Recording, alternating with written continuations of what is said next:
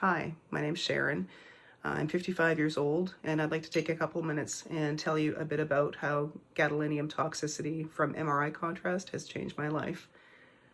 I was a really healthy person before getting diagnosed with breast cancer in 2014. I did really well through treatment. I'm a single parent. I have a small business.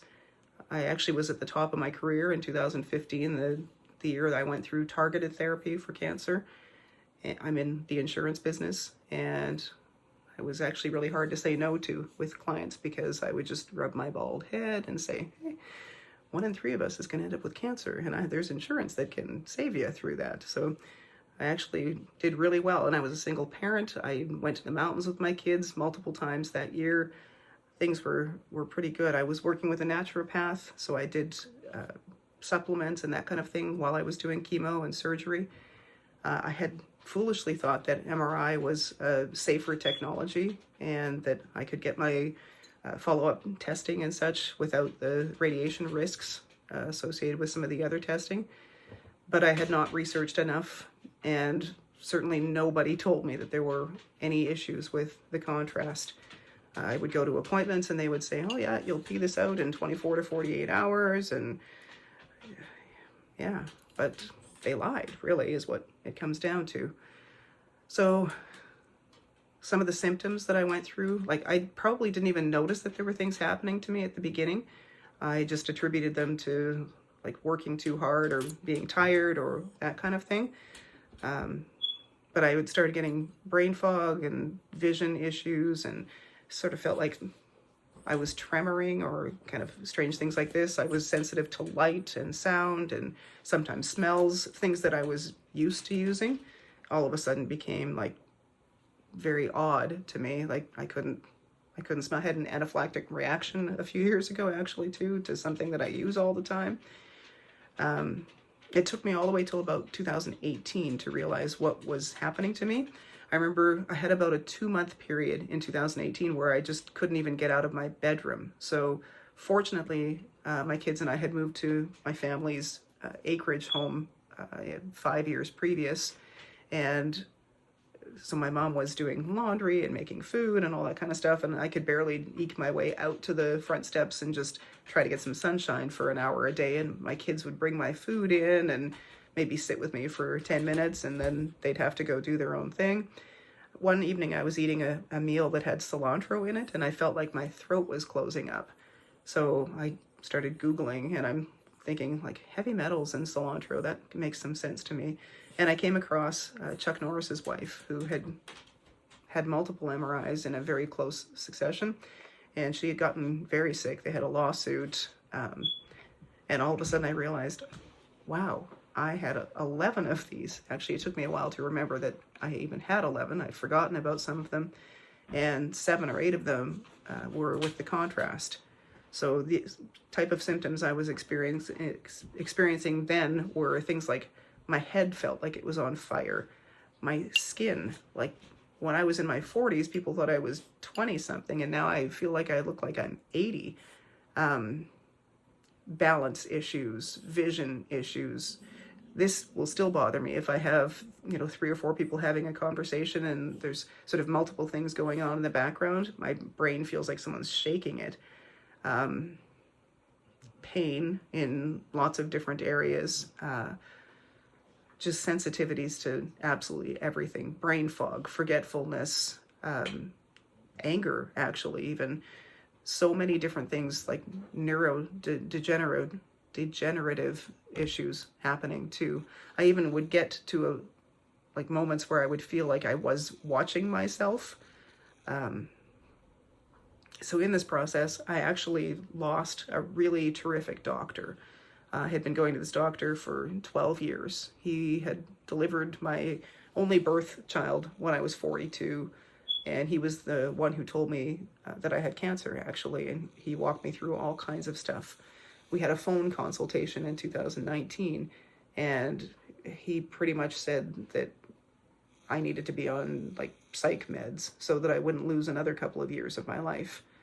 I've been to other doctors. I had a period of time where I was still sort of getting used to what some of the symptoms felt like. I would end up with what felt like heart palpitations. So I went to Emerge a couple of different times, and my mom was with me, and she mentioned to the doctor, oh, she had gadolinium, and that's like what's bothering her. And the doctor just gives her this glazed over look, like they'd never heard of that before. It's so infuriating to know that, like, basically we're being poisoned, and then we're being gaslit by the people that are supposed to be taking care of us. So I've spent like a number of years just trying different supplements to see what things would actually make a difference for me. And there are some things. CBD has been helpful. THC has been helpful. NAC, glutathione. I actually used liposomal glutathione for over a year, and that made a big difference for me. My work life is remarkably different. I would not consider myself to be a good parent anymore, because so much of the time I'm so fatigued or I'm in pain. For the last year or so, I've been dealing with rotator cuff tears and bicep tears and old scar tissue, that kind of thing. And so to add to normal, like, pain that I have all the time, now I have acute pain as well. So my social circle is incredibly small, where I used to be a really outgoing person. I miss the person that I used to be. I guess we're all sort of hopeful that there'll be something that will be able to take out some of the toxic burden that we're experiencing.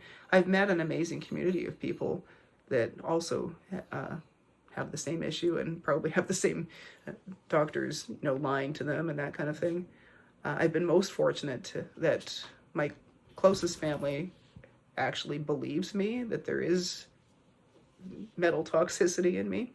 It's hard for my kids sometimes, though, I have to say. I mean, they're teenagers now. I went through breast cancer. My youngest was 4 at the time. My oldest was 8.